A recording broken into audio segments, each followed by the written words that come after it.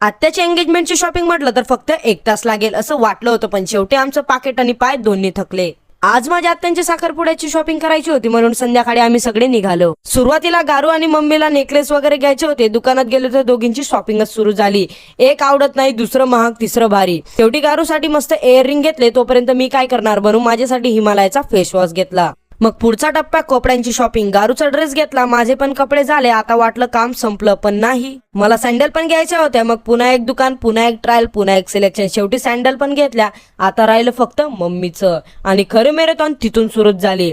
Mummy आणि गारू साड्या बघत होत्या. एक साडी काढा, दुसरी दाखवा, तिसरी उघडा, आणि मी बाहेर बसून सिक्युरिटी गार्ड सारखा वाट बघत होतो. खूप वेळानंतर शॉपिंग कंप्लीट झाली. मग इतक्या मेहनतीनंतर स्वतःला काही रिवॉर्ड तर पाहिजे ना.